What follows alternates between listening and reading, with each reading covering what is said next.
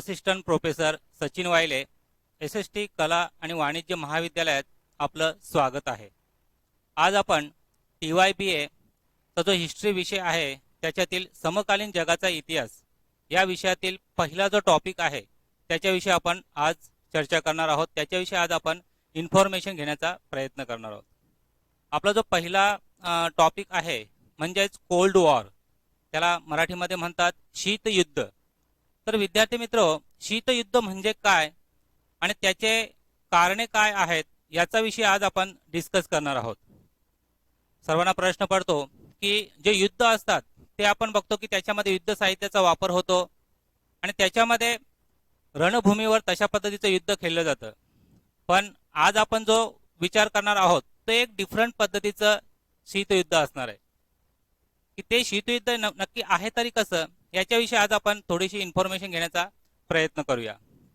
तर जे शीतयुद्ध आहे तर ते असे दोन देश आहेत की ज्या दोन देशांनी सुप्रीम पॉवर म्हणजेच महासत्ता बनण्याचा प्रयत्न केलेला आहे। मग ते देश कोणकोणते आहेत ते आपण जाणून घेण्याचा प्रयत्न करणार आहोत। मग सुरुवातीला आपण शीतयुद्ध म्हणजे काय, म्हणजे शीतयुद्धाचा अर्थ काय आहे ते समजून घेण्याचा प्रयत्न करूया। आपल्या सर्वांना माहिती आहे की दुसऱ्या महायुद्धाची समाप्ती झाली आणि त्याच्यानंतर जे दोस्त राष्ट्रांमध्ये जे देश होते त्यांच्यामध्ये अविश्वासाचे वातावरण तयार झाले। दुसरं महायुद्ध आपल्याला माहिती आहे की त्या युद्धामध्ये प्रत्यक्षात रणभूमीवर लढाई लढली गेली। दुसऱ्या महायुद्धानंतर जी प्रत्यक्ष स्वरूपात भूमीवर लढली जाणारी लढाई होती ती संपली आणि त्याच्यानंतर इंग्लंड सारखा देश, फ्रान्स सारखा देश जो महासत्ता होता त्यांचे जे अस्तित्व आहे ते कमी होऊ लागले। पण त्याच्यानंतर असे दोन देश आहेत की ज्यांचं महासत्ता बनण्यासाठी प्रयत्न सुरू झाले आणि ते दोन देश म्हणजे एक म्हणजे अमेरिका आणि दुसरं म्हणजे रशिया। या दोन्ही देशांनी राजकीय डावपेच खेळायला सुरुवात केली। त्यांच्यातून त्या राजकीय डावपेचातून जागतिक स्पर्धा तयार झाली आणि त्याच्यातून त्या खेळाला युद्धाचे स्वरूप प्राप्त झाले। असं हे युद्ध होतं की ज्या युद्धामध्ये कोणत्याही प्रकारचं युद्ध साहित्य नव्हतं, कोणत्याही प्रकारची रणभूमी नव्हती, तर त्या युद्धामध्ये होतं वैचारिक युद्ध। ही जी लढाई होती ती डिफरंट विचार प्रणालीमधील लढाई होती। म्हणजेच या लढाईमध्ये कोणत्याही प्रकारचा युद्ध साहित्याचा उपयोग केला नाही किंवा प्रत्यक्षात रणभूमीवर हे युद्ध लढलं गेले नाही। तर ही जी लढाई होती ती दोन विचारांमधील लढाई होती, दोन वैचारिक ज्या शक्ती आहेत त्यांच्यामधील हे युद्ध होतं। तर मग असं जे युद्ध झालं तर त्या युद्धाची काही कारणं आहेत का, कोणत्या अशा घडामोडी आहेत की ज्या शीतयुद्धाला कारणीभूत ठरलेल्या आहेत त्याचा पण आपण विचार करूया। आपण जेव्हा पहिलं कारण विचार करतो या शीतयुद्धाचं तर त्यावेळेस पहिलं कारण आपल्याला समजून येतं ते म्हणजे अमेरिका व रशिया या दोन महासत्तांचा उदय। जेव्हा आपण दुसऱ्या महायुद्धाचा विचार करतो की दुसरं महायुद्ध जसं संपलं त्याच्यानंतर ब्रिटन, फ्रान्स या महासत्तांचं वर्चस्व जे आहे ते कमी झालं। त्यांच्यामध्ये हुकूमत गाजवण्याची जी वृत्ती होती ती हळूहळू कमी झाली। पण अशा दोन शक्ती होत्या की ज्यांच्यामध्ये पुन्हा एकदा हुकूमत गाजवण्याची शक्ती वृत्ती तयार झाली। त्यांना सुप्रीम पॉवर बनायचं होतं। या दोन्ही देशांचा जर विचार केला अमेरिका आणि रशियाचा तर या दोन्ही देशांचं युद्धामध्ये नुकसान खूपच कमी झालं होतं।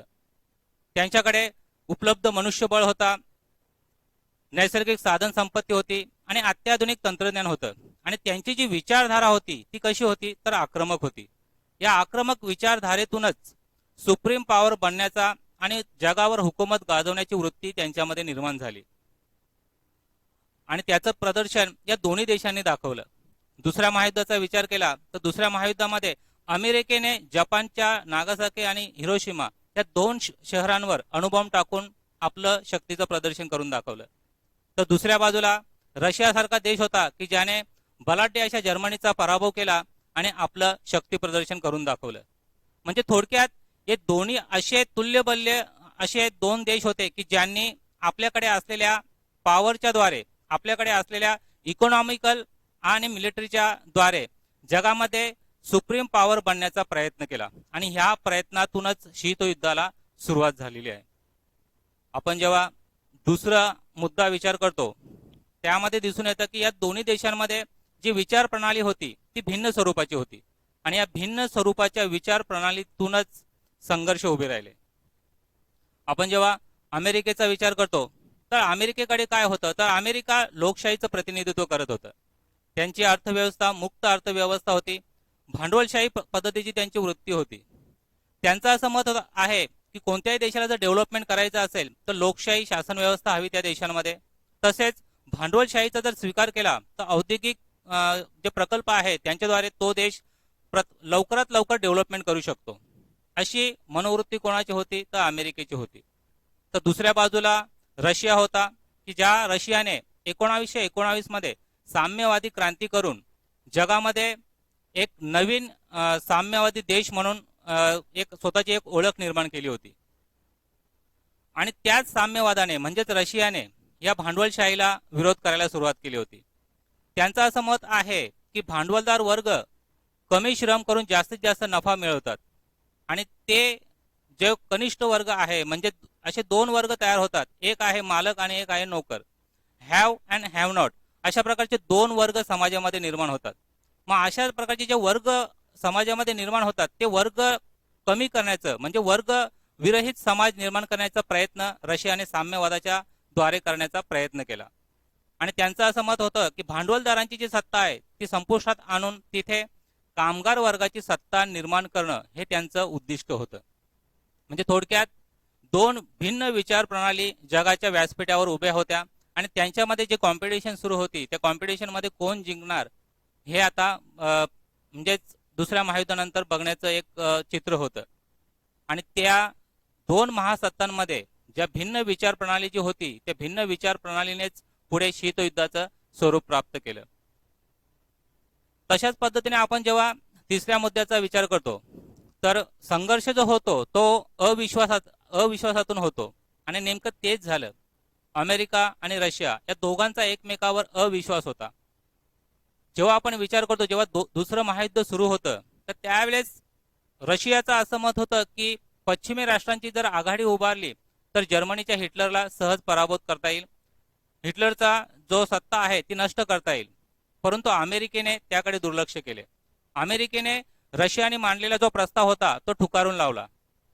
तर अमेरिकेचं असं मत होतं की जर आपण पश्चिम आशियाई राष्ट्रांची आघाडी उभारली तर जर्मनी जे रशियाचं नुकसान करेल ते होऊ शकणार नाही, कारण अमेरिकेला रशियाचं नुकसान हवं होतं.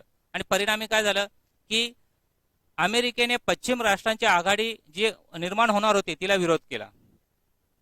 आणि दुसऱ्या बाजूला अमेरिकेने गुप्त पद्धतीने अणुबॉम्बचं काम जे आहे ते चालू ठेवलं होतं आणि त्याची खबर कोणत्याही प्रकारे रशियाला नव्हती.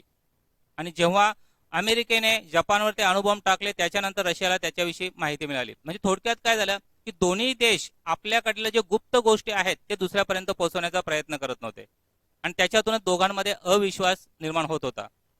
जेव्हा दुसरं महायुद्ध संपलं तेव्हा दोस्त राष्ट्रांनी जर्मनीमधून आपलं सैन्य माघार घेतलं, परंतु रशियाने आपलं सैन्य जर्मनीतून माघार घेण्यास नकार दिला. आणि अशा पद्धतीने दोन देशांमधला जो वाद होता, जो तणाव होता, तो दिवसेंदिवस वाढत गेला. म्हणजे थोडक्यात प्रत्येक देशाने आपले जे सिक्रेट आहेत ते सिक्रेटच ठेवले, ते लपवून ठेवले दुसऱ्या महायुद्ध संपेपर्यंत. आणि त्याचा परिणाम असा झाला की दोन्ही देशांविषयी जो गैरसमज होता तो दिवसेंदिवस वाढत गेला आणि परस्पर अविश्वासाने शीतयुद्धाची जागा घेतली. ठीक आहे, म्हणजे अशा पद्धतीने दोन देशांमधला अविश्वास कुठेतरी शीतयुद्धाला कारणीभूत ठरला असं आपल्याला म्हणावं लागेल. त्याच्यानंतर आपण चौथ्या मुद्द्याला आता आपण सुरुवात करणार आहोत, युद्ध साहित्य निर्मितीला प्राधान्य. विद्यार्थी मित्र, आपल्याला माहिती आहे की युद्ध जर खेळायचे असतील तर तुमच्याकडे युद्ध साहित्य पाहिजे, पण हे दुसऱ्या महायुद्धानंतर युद्ध साहित्याची गरज नाहीये अशा प्रकारची कंडिशन वाटायला लागली होती.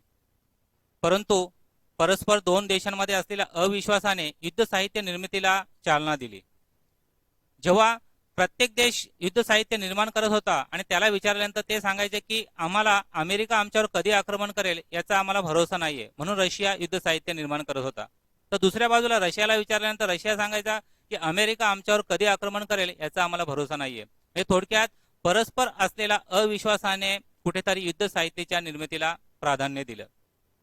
म्हणजे दोन्ही देशांनी स्वतःच्या स्वसंरक्षणाच्या नावाखाली आणि अविश्वासाच्या भूमिकेतूनच युद्ध साहित्याच्या निर्मितीला दिवसेंदिवस वाव मिळत गेला. आणि वाढणारे जे युद्ध साहित्य आहे त्या युद्ध साहित्याने पुढे शीतयुद्धाची जागा घेतली. ठीक आहे, म्हणजे अशा प्रकारे युद्ध साहित्य निर्मिती कुठेतरी शीतयुद्धाला कारणीभूत ठरली. त्याच्यानंतर आपण पुढचा मुद्दा पाहणार आहोत, तो म्हणजे ट्रुमन सिद्धांत. अमेरिकेचे राष्ट्राध्यक्ष ट्रुमन यांनी जेव्हा रशियाचा वाढता साम्यवाद बघितला, जर आपण पूर्व युरोपचा बघितला तर पूर्व युरोपमध्ये दिवसेंदिवस साम्यवादाचा जो प्रसार आहे तो दिवसेंदिवस वाढत होता. त्यानंतर जर्मनीचा पण विचार केला तर जर्मनीमध्ये सुद्धा रशियाने आपला साम्यवाद घुसवायला सुरुवात केली होती. मग अशा वेळेस जे गरीब देश आहेत किंवा मागासलेले देश आहेत आणि ज्यांची युद्ध साहित्य जे दुसऱ्या महायुद्धामध्ये नष्ट झाले आहेत, अशा देशांना रशियाने साम्यवादाच्या जोरावर आपल्या गटात ओढण्याचा प्रयत्न केला होता. जर असे दिवसेंदिवस होत राहिले तर अमेरिकेची जी लोकशाही व्यवस्था आहे ती कुठेतरी ढासलेल याची भीती आता अमेरिकेचे जे राष्ट्राध्यक्ष आहेत ट्रुमन यांना वाटू लागली. आणि त्याच्यानंतर अमेरिकेचे राष्ट्राध्यक्ष ट्रुमन यांनी एक सिद्धांत मांडला आणि त्याच्यासाठी जे मार्शल आहेत त्यांच्या मदतीने आर्थिक सहाय्य योजना राबवण्यात आली. आर्थिक सहाय्य योजना कोणासाठी होती की ज्या देशांचा दुसऱ्या महायुद्धामध्ये प्रचंड नुकसान झालेले आहे त्यांना इकॉनॉमिकल मदत देणं प्लस त्यांना युद्ध साहित्याची मदत करणं. आणि ते अमेरिकेने सुरुवातीला पूर्व युरोपमधील जे देश आहेत त्यांच्यासाठी ही योजना राबवली आणि त्याच्यानंतर जर्मनीसारखा देश आहे त्या देशांना सुद्धा मदत केली. आणि त्याच्यानंतर जे आफ्रिका आणि आशियन खंडातील देश आहेत की जे मागासलेले आहेत त्यांना पण इकॉनॉमिकल हेल्प करण्यासाठी अमेरिकेने ही आर्थिक सहाय्य योजना राबवलेली आहे. म्हणजे अशा पद्धतीने ट्रुमन सिद्धांताने साम्यवाद रोखण्यासाठी मार्शल यांच्या मदतीने आर्थिक सहाय्य योजना राबवलेली आहे. म्हणजे थोडक्यात आपल्याला सांगता येईल की अशा पद्धतीने जे शीतयुद्धाची जे विभिन्न कारणं आहेत तो प्रत्येक कारण कुठेतरी का होईना शीतयुद्धाला रिस्पॉन्सिबल ठरलेला आहे. आणि या शीतयुद्धाने पुढे जाऊन अशा प्रकारचं स्वरूप प्राप्त करून घेतलं की ज्याच्याद्वारे जगामध्ये पुन्हा एकदा तिसरं महायुद्ध होतंय का काय अशा प्रकारची भीती संपूर्ण जगाला वाटू लागली. कारण पहिलं महायुद्ध दुसरं महायुद्ध या दोन्ही महायुद्धातून प्रत्येक देशाची इकॉनॉमिकल त्याच्यानंतर सोशियल कल्चरल आणि पॉलिटिकल या प्रत्येक क्षेत्रातील जी पॉवर होती ती कमी झाली होती. प्रत्येक देश इकॉनॉमिकल दुसऱ्या खचला होता आणि अशा वेळेस जर तिसरं महायुद्ध झालं तर जग जे आहे ते विनाशाकडे जाईल असं प्रत्येकाला भीती वाटू लागली. आणि त्याच वेळेस हे जे शीतयुद्धाचं जे संकट आहे ते संपूर्ण जगावर पसरलं होतं. तर अशा पद्धतीने आज आपण शीतयुद्ध म्हणजे काय त्याचा अर्थ काय हे समजून घेण्याचा प्रयत्न केला.